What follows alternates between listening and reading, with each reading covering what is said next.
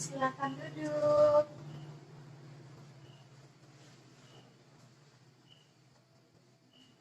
Gimana kabarnya hari ini? Alhamdulillah baik. Alhamdulillah. Kalau boleh tahu namanya siapa ya? Nama saya Hanum.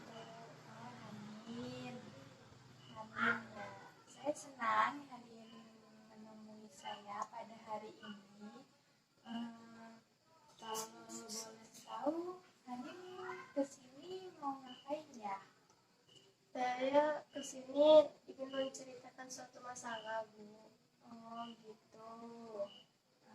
Jadi Hanin seperti mau melaksanakan konseling ya. Iya. Jadi sekarang sebelum Hanin menceritakan masalahnya, di sini saya ingin meminta kesepakatan waktu nih. Kira-kira berapa lama kita akan melakukan konseling agar konseling ini berjalan dengan efisien dan teratur. Sepertinya kurang lebih 15 menit cukup, Bu. Jadi kurang lebih 15 menit ya untuk kita melaksanakan konseling. Sekarang silakan Hanin menceritakan terlebih dahulu apa permasalahannya.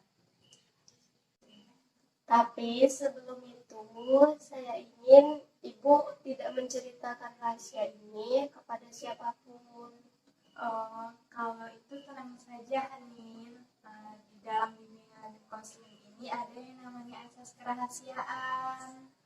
Kalau boleh tahu, asas kerahasiaan itu apa ya, Bu? Kalau asas kerahasiaan itu, jadi di sini saya kan sebagai guru bimbingan konseling atau guru pembimbing atau juga bisa disebut konselor, kami menjaga rahasia dari klien.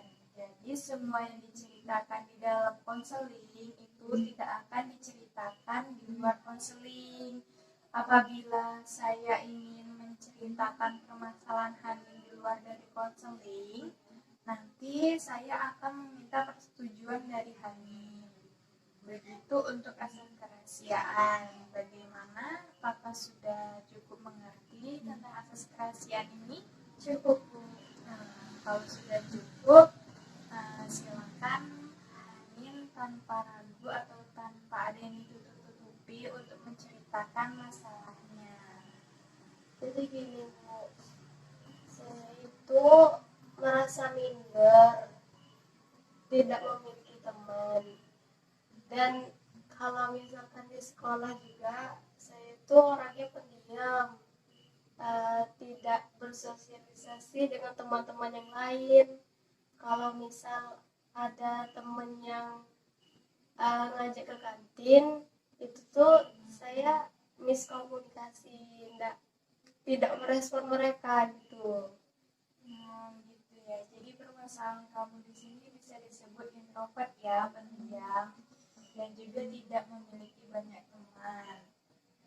Kalau boleh tahu, bagaimana pertemananmu pada masa kecil dulu? Kalau pada masa kecil itu kan saya ini anak bungsu dan perempuan satu-satunya, jadi kedua orang tua saya itu selalu merasa khawatir kalau saya bermain di luar, jadi mainnya selalu dalam rumah terus. Jadi itu juga bisa membuat faktor sekarang kamu jadi pendiam ya, karena tadi orang tua kamu tidak membolehkan kamu untuk bermain di luar ya, tidak boleh berinteraksi di lingkungan luar.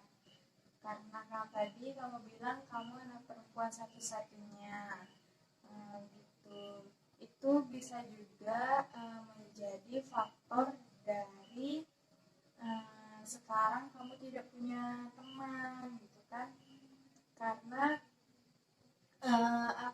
dari kamu kan dari kecil sudah tidak diperbolehkan untuk keluar rumah gitu. Jadi untuk kamu bersosialisasi di lingkungan masyarakat itu jadi kurang, jadi kamu kayak kurang kurang percaya diri juga untuk berteman dengan teman yang sekarang gitu ya. Juga Bu, kalau misal ada nih tugas disuruh presentasi, nah saya tuh selalu merasa gugup dan kayak tidak pede gitu Bu. Gitu. Jadi kamu merasa tidak pede ya. Kamu pernah nggak sih kayak mengatasi permasalahan kamu ini? Pernah Bu. Seperti apa itu cara kamu mengatasi permasalahan kamu ini? Kalau mengenai yang pendiam tadi, saya biasanya duluan menyapa teman dan kayak sering mengobrol juga, mengajak obrolan, membuat obrolan sama teman-teman yang lain. Gitu. Jadi kamu berusaha untuk memulai mengajak teman mengobrol duluan ya, walaupun kamu juga merasa takut ya mungkin karena kan tadi kamu bilang kamu pendiam. Nah, di sini yang ingin saya tanyakan lagi, apa faktor selain dari tadi kan faktor masa lalu kamu tuh dari orang tua yang karena melarang kamu untuk bermain di luar. Selain dari itu, eh, yang ingin saya tanyakan, apa faktor dari kamu tidak memiliki teman? Yaitu Bu, karena saya pendiam tadi, jadi teman-teman tuh kayak berpikir juga mau buat teman sama saya gitu. Gitu ya. Di sini bagaimana pertemananmu di sekolah sehari-hari gitu bila kamu sekolah? Kalau di sekolah saya tuh jadi kayak merasa kesepian, nggak ada teman ngobrol gitu Bu. Nah, kalau sama teman sebangku juga gitu tuh kurang akrab. Jadi kalau mau nanya-nanya itu juga kadang cuma nanya sebatas nanya tugas, nggak ada obrolan lain. Gitu ya. Jadi kamu di kelas juga tidak memiliki banyak teman ya, dan juga dengan kawan sebangku kamu juga tidak terlalu akrab, tidak terlalu banyak ngobrol gitu ya dengan teman sebangku. Kalau kamu pernah nggak sih untuk mencoba duluan gitu untuk mengajak ngobrol dengan apa sih kayak teman sebangku kamu gitu, kayak mengajak ngobrol di luar dari bertanya-tanya tugas gitu? Pernah Bu, saya mencoba seperti itu dan ada beberapa teman yang merespon saya. Jadi ya ada sedikit teman yang mau berkomunikasi juga dengan saya. Gitu ya. Jadi dengan kamu memulai duluan, mereka jadi beranggapan yang tadi itu hilang ya, kayak karena mungkin teman-teman kamu juga takut karena kamu pendiam tadi, takutnya tuh apa ya, kayak nggak berani gitu mau ngajak ngobrol duluan gitu. Jadi tadi karena kamu memulai obrolan duluan, jadi teman-teman kamu tuh juga mau ya berteman dengan kamu, kayak berkomunikasi dengan kamu gitu ya. Ya, Terus kalau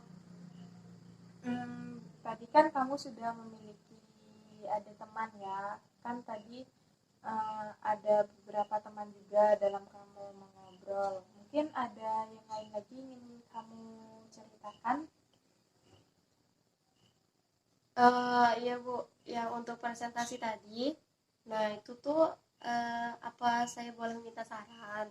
Oh, itu yang permasalahannya kamu tidak percaya diri tadi ya? Iya. Pada saat presentasi di depan kelas. Kalau saran dari ibu sih kayak misalkan kamu tuh harus membangun rasa percaya diri kamu tadi. Kan kamu juga pendiam tadi kan, kalau tidak diajak ngobrol duluan juga tidak ngobrol kan sama teman. Jadi tuh kayak kamu tuh membangun rasa percaya diri dulu gitu. Terus kalau itu untuk melatih kepercayaan diri, seperti misalkan di rumah tuh kayak berbicara di depan cermin gitu. Nah, jadi kan kayak kamu tuh berbicara dengan diri kamu sendiri gitu. Nah, jadi tuh itu tuh melatih juga untuk kepercayaan diri kamu. Itu juga bisa. Terus tuh kayak misalkan pada saat presentasi di kelas tuh kamu tuh kayak tidak menghiraukan teman-teman gitu. Nah, kayak di sini tuh cuma aku yang presentasi gitu. Jadi tuh kamu bisa lebih percaya diri lagi pada saat presentasi di kelas. Nah, di sini yang saya ingin tanyakan, apa sih faktor dari kamu apa kayak tidak percaya diri tadi saat presentasi di kelas? Itu kalau misalkan saya presentasi di depan kelas itu kayak semua pandang mata teman-teman itu tuh kayak lihatnya tuh ke saya gitu, fokusnya tuh ke saya, kayak saya tuh objek utamanya gitu. Nah, jadi tuh kayak minder gitu, kayak ada yang aneh gitu. Oh gitu ya. Jadi kayak eh, kayak kamu tuh jadi objek utama tadi ya di depan kelas. Ya, jadi faktornya dari kamu kurang percaya diri pada saat presentasi di kelas gitu ya. Iya bu. Gitu.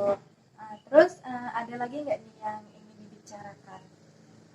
Eh, untuk saat ini sepertinya cukup bu. Cukup ya. Jadi di sini Ibu akan simpulkan ya dari proses konseling kita. Tadi kan kamu bilang kamu juga tidak mempunyai banyak teman karena tadi dengan masa lalu kamu anak perempuan Iya, satu-satunya, anak bungsu juga. Terus dalam berteman juga kurang, dalam bergaul kurang gitu ya. Jadi ya itu tadi saran yang Ibu berikan, seperti kamu tuh harus membangun rasa percaya diri dulu di depan orang-orang banyak. Apabila kita sudah memiliki rasa percaya diri itu, jadi itu nanti tuh untuk berbicara di depan umum, untuk mengajak ngobrol teman tuh juga enak gitu.